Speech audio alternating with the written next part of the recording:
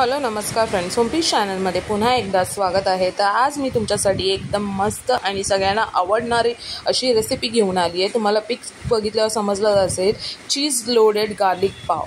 तर बघा कसं चालू करते मी माझी रेसिपी। तर आता मी सर्वात अगदी फॉईल पेपर घेतला आहे। फॉईल पेपरमध्ये मी काहीशा गार्लिकच्या पाकळ्या घेतल्यात, लसणाच्या पाकळ्या घेतल्यात।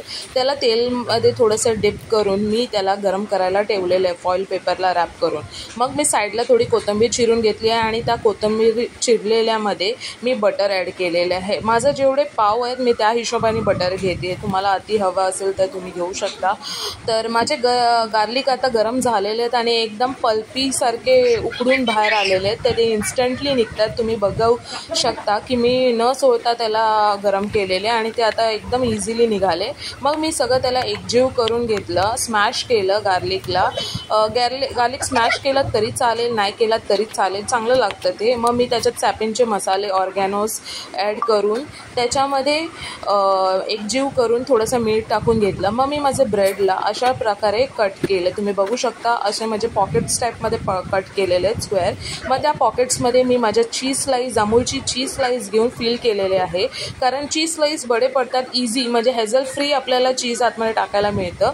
तर अशा प्रकारे चीज ॲड करून झाल्यावर ती जी मी गार्लिकची पेस्ट रेडी केलेली ते मी त्याच्यामध्ये फिल करायला सुरुवात केलेली आहे आणि नंतर मग उरलेलं आहे ते मी सगळ्या पावाला स्प्रेड केलेली आहे, तुम्ही बघू शकता। आणि तुम्हाला जर आता त्याच्यामध्ये दुसरं म्हणजे मोझरेला टाकायचं तर ते तुम्ही टाकू शकता, माझ्याकडे अवेलेबल नव्हतं म्हणून मी अमूलचं क्यूब चीज वरतून स्प्रेड केलेला आहे किसून, तुम्ही बघू शकता। मी मग नंतर एअर फ्रायर घेतला आणि एअर फ्रायरमध्ये त्याला 180 डिग्रीवरती 5 मिनिट्स प्री हीट करून